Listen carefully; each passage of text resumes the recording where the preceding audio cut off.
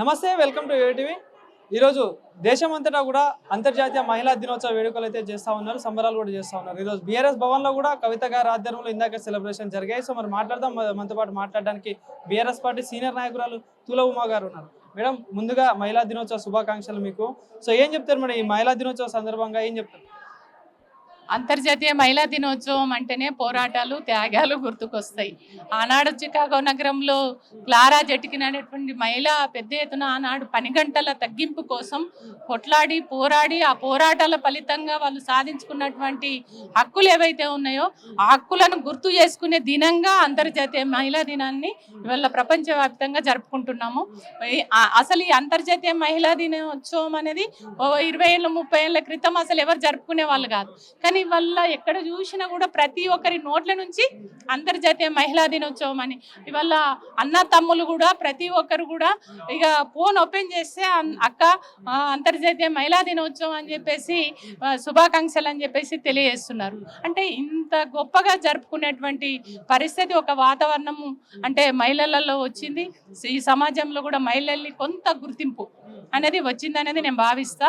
అట్లనే తెలంగాణ భవన్లో కూడా ఇవాళ ఎందుకంటే తెలంగాణ ఉద్యమం ప్రారంభం నుంచి కూడా తెలంగాణ భవన్లో మేము ప్రతి సంవత్సరం అంతర్జాతీయ మహిళా దినోత్సవం చాలా గొప్పగా జరుపుకునేటువంటి సాంప్రదాయం ఉంది.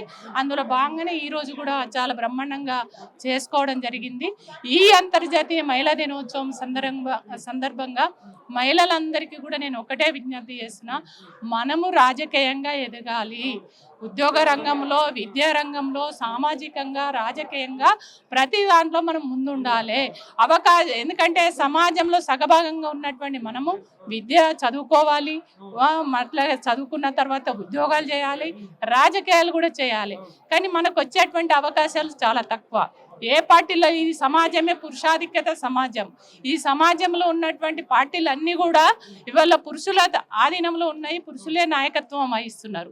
కానీ ఎవరు కూడా మహిళ వస్తే మా అధికారం ఏడబోతుందేమో అని ఇవాళ మహిళలు ఎక్కడ అధికారంలో ఉంటే, మహిళలు ఎక్కడ రాజకీయం చేస్తే మహిళలకు పారదర్శకత ఎక్కువ, మహిళలు నీతి నిజాయితీతో పరిపాలన చేసేటువంటి ఒక సాంప్రదాయము ఇవాళ ఈ రాష్ట్రంలో దేశవ్యాప్తంగా కూడా మహిళలు చాలా గొప్పగా పరిపాలన చేస్తారు. కానీ మహిళలకు అవకాశాలు వస్తలేవు. కానీ ఆ వచ్చేటువంటి అవకాశాలు అందిపుచ్చుకునే విధంగా మహిళలు ఎదగవలసినటువంటి అవసరం ఉన్నదని చెప్పేసి నేను భావిస్తాను. ఎట్లా ఉంది అక్క, మీరు తెలంగాణ రాష్ట్రంలో మహిళలకి న్యాయం జరుగుతుందా? ఒక పక్క రాష్ట్ర ప్రభుత్వం మహిళల్ని కోటీశ్వరాలను చేస్తున్నాం, మహాలక్ష్మిలు చేస్తున్నాం, వాళ్ళకు లోన్లు ఇస్తున్నాం, ఫ్రీ బస్సులు పెడుతున్నాం అని చెప్పేసి రాష్ట్ర ప్రభుత్వం అంటా ఉంది. ఏంది మరి నిజంగా న్యాయం జరుగుతుందా మహిళలకంటే? మీరు చూస్తున్నారు కదా, ఈ రాష్ట్ర ముఖ్యమంత్రి అప్పుడు ఓట్ల టైంలో, ఎలక్షన్ టైంలో ఎన్ని హామీలు ఇచ్చిండు, ఇచ్చినటువంటి హామీలు ఎన్ని అమలు చేసిండు అనేది ఒకటి సోషల్ మీడియాలో కానీ టీవీలలో మనం చూస్తే మహిళలు ఈ రాష్ట్ర ముఖ్యమంత్రిని తిట్టినన్ని బూతు మాటలు ఇంకెవరు తిట్టలేదు అనుకుంటా. అంటే ఆ బూతు మాటలే సాక్ష్యం మనకి, అంటే ఎంత చక్కటి పరిపాలన ఈ రాష్ట్రంలో కొనసాగుతుంది అనేది.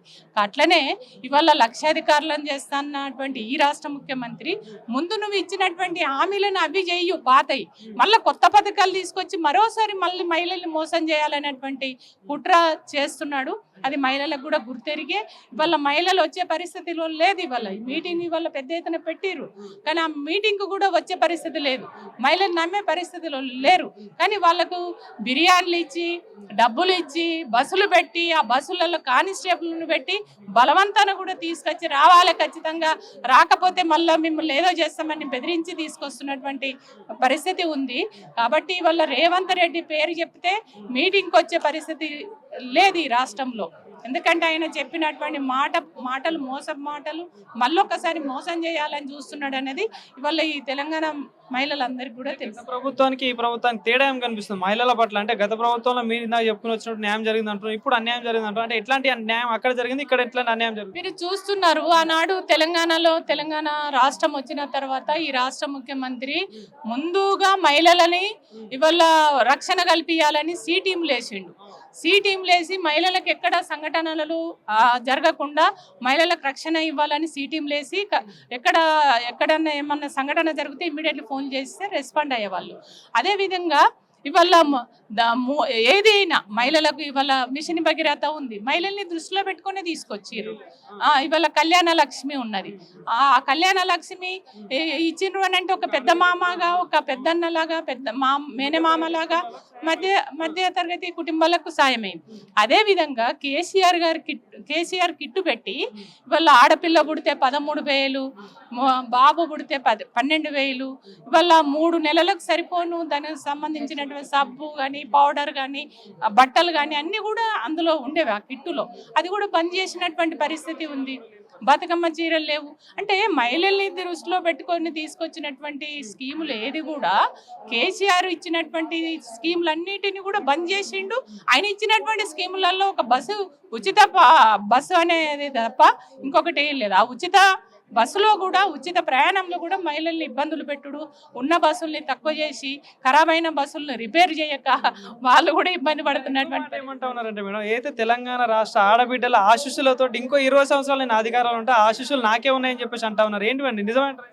ఎట్లా నిజము? ఇప్పుడు నేను ఇందాకనే ఫస్టే చెప్పిన, ఆడవాళ్ళు తిడుతున్న బూతులే సాక్ష్యం నువ్వు ఎన్ని రోజులు ఉంటావు అనేది. ఎంత తొందరగా దిగిపోతాడు కేసీఆర్, మా మేనమామగా, మా పెద్దన్నగా మళ్ళీ ఎప్పుడు మేము తీసుకొచ్చుకోవాలనేటువంటి ఆలోచనలో తెలంగాణ మహిళలు ఉన్నారు. ఖచ్చితంగా రేపు కేసీఆర్ గారు చేస్తున్నటువంటి ఒక ఉద్యమ నాయకుడు, తెలంగాణ రావాలని తెలంగాణకి, తెలంగాణ ప్రజలకి, ఇవాళ టీఆర్ఎస్ పార్టీకి, తెలంగాణ ప్రజలకి ఒక పేగుబంధం ఉన్నది. ఎందుకంటే పార్టీ పెట్టిందే తెలంగాణ కోసం, తెలంగాణ అవసరాలు, తెలంగాణ ప్రాంతము, తెలంగాణ ప్రజల్ని ఎట్లా డెవలప్ చేయాలనేది కేసీఆర్ గారికి తెలుసు. రేవంత్ రెడ్డి ఒక సమైక్యవాది, ఏనాడు తెలంగాణ కోసం మాట్లాడిన వ్యక్తి కాదు, తెలంగాణ పట్ల ప్రేమ ఉన్న వ్యక్తి కాదు. ఆనాడు ఉద్యమకారులపై తుపాకీ ఎక్కుపెట్టినటువంటి వ్యక్తికి అసలు పరిపాలించేటువంటి హక్కే లేదు. కానీ అబద్ధాలు చెప్పి మోసం చేసి ఇవాళ అధికారంలోకి వచ్చిండు. ఖచ్చితంగా ఈ కొద్ది రోజులు తప్ప ఇంకేముండదు. Thank you.